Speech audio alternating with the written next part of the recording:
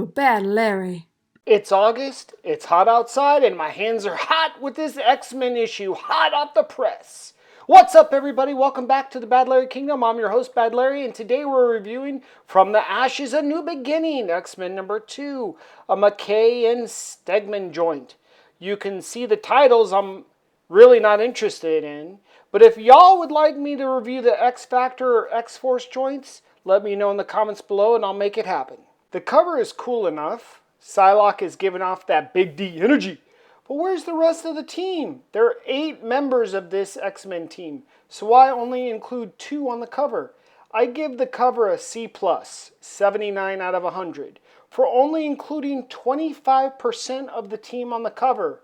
Not drawing the feet, which is apparently an industry standard now. Everyone went to the Jim Lee School of Drawing Feet. Just don't draw them. And an over-reliance on the use of light to attract the reader to the book versus quality pencil work. Let me know what y'all think of the cover. Do you rate it higher than a 79 out of 100? Let me know in the comments below. Now, what the flip-flop is this all about? Weapon extraction. The success of the Deadpool and Wolverine movie set off a 5-alarm fire under the Marvel executives. Capitalize on this now! 8-part miniseries throughout a totally unconnected volume of titles. I included the reading order for this miniseries for you, but I'm not going to go back and get parts 1 through 7 unless y'all beg me to do so. But you can get part 8, the end, which is, I guess, the most important part right here. Right now, let's just knock this out real quick. The sexy long-haired versions of Wolverine and Deadpool did all the work, saved the day, fixed and restored everything, while the 616 versions didn't do anything or save any universe at all, and were subsequently teleported back to Earth in a not-so-gentle fashion. Wolverine says, "Peace out," while Deadpool cries out for him for friendship. In all the other universes, Deadpool and Wolverine are totally BFFs. Except this one, our 616 universe. Wolverine says, "Who cares?" again, and pieces out again. Deadpool slinks himself to the local watering hole, crying about he's the only Deadpool ever to not have a Wolverine BFF. Until Wolverine walks in. By mistake? Nah, his sense of smell is too good. He knew exactly where Deadpool was.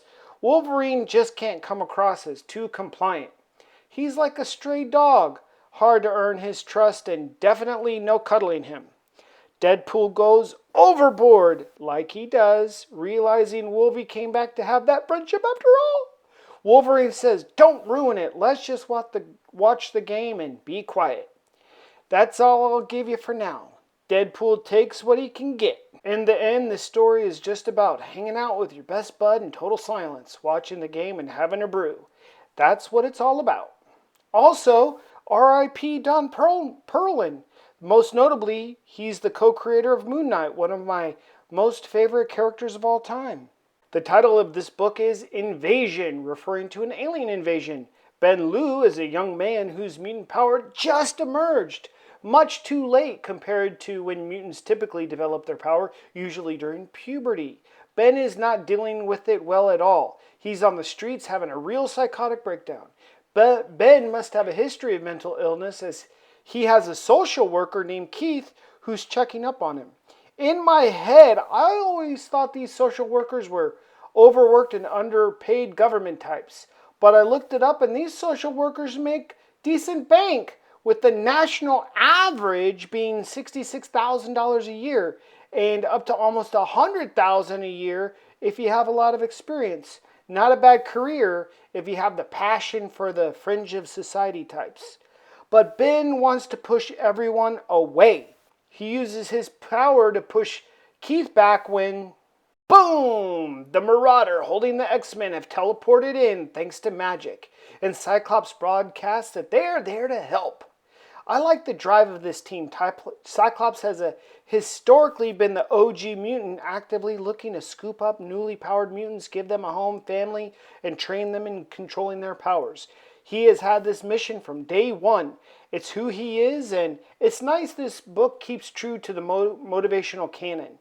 Also, there are an uncountable swarm of gnarly aliens in the sky, so that can't be good. Kid Omega mocks Cyclops. Typical. Cyclops responds by calling everyone else by their code name except Quentin. I like this tension between these two. I mean, Quentin is going to create tension with any of the authority figures, but I like how Cyclops claps back at him. He knows what buttons to push to annoy Kid Omega right back. Like any militarized battle team, you need three things: an aerial team in the sky overlooking the battlefield as well as neutralizing the air threats, while also supporting the ground tactical force team. And third, you need a comms team to keep everyone on the same page. Cyclops knows these tactics, which is why he only takes Magic and Psylocke to ground level as the force team. I do like the humor here. Some may not care for it, but this issue has quite a few naughty little sexual undertone humors in it. Magic asks Scott if he's worried about having to fight all these aliens, just the three of them. And Cyclops states having two badass chicks wielding huge swords watching his back was his fantasy when he was 13. Boys will be boys humor. Inside the Marauder, Kid Omega is linked with the ship's integrated telekinesis cannons, shooting mind bullets at the aliens. Wait, where have I heard mind bullets before? Wonder Boy. That's right, Tenacious D reference. How about the power to kill a yak from 200 yards away? With mind bullets! That's telekinesis, Kyle. Kid Omega tells Juggernaut to load up in the mass driver. Juggy Baby is about to give the mothership the business. I really like the balance on this team. Each character is being utilized better than in other iterations, and I can appreciate it. Cyclops, the field leader with tons of battle experience, notices something is strange. Magic makes a joke calling both Cyclops and Psylocke nerds, which is funny but also shows her hardcore personality. Psylocke claps back, reminding Magic and us, the audience, that Magic was raised in literal hell. How would she really know what is and isn't weird? It's a good bit of writing showing personality, synergy, and educating the audience on canon that may or may not have been forgotten. Cyclops says these aliens aren't of a species that anyone is aware of. They need to find out exactly who these aliens are. Psylocke may not be as powerful of a telepath as Kid Omega, but her mind is stronger, like a steel trap. She has no fear of side-blading these aliens. There are a lot of sexual undertones in these next 3 pages. Juggernaut loads into the mass driver machine designed by Beast, but must be operated by Temper, as she's the only one to handle the waste heat produced. If you read the bottom lines, it's a little pattern. It says, I am hot. She's also been saying, yes, yes, yes, a bunch of times. It's not a coincidence. The X-Men ship, the Marauder, also looks like a giant phallus. The tension is building. Juggernaut is stuttering. No. Temper throws her head back like she's having a huge orgasm while the ship ejaculates a huge Juggernaut towards the mothership. Come on, it's pure sexual performative theater. Psylocke tells us the aliens are brainless, totally empty, not real. Cyclops realizes it's the mutant they are looking for, Ben Liu, who is doing this. This is his mutant powers.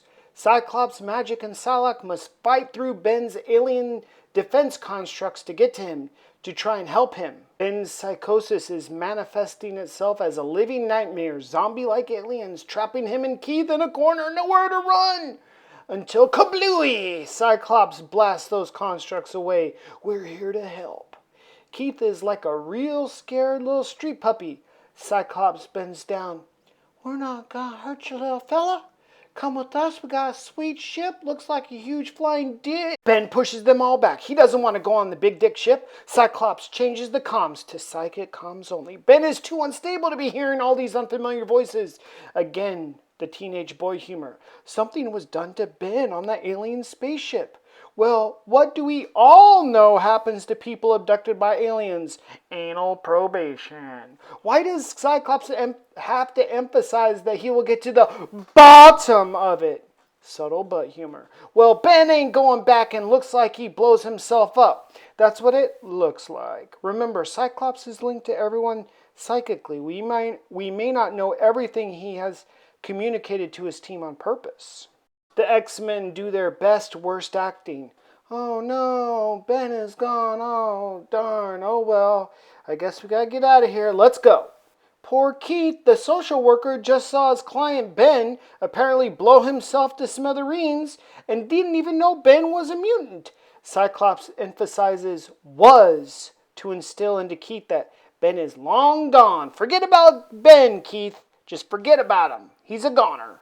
Well, in reality, Cyclops has maneuvered Magic and Kid Omega to teleport Ben out of there and back to the home base in Alaska. Ben is currently unconscious, but the X-Men need to find out what really happened to him. The next issue of X-Men is titled Scott Summers versus the USA. Well, this isn't the first time Cyclops has had to push back against the US government. He's had multiple run-ins with the government figures, so I'm sure he'll be able to handle himself very well. My rating of this issue is an A. 94 out of 100.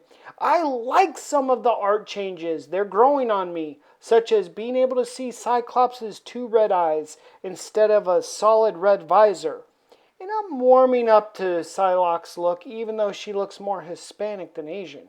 A downside is that a normal comic is usually 22 or more pages, while the actual X-Men story in this book is only 19 pages.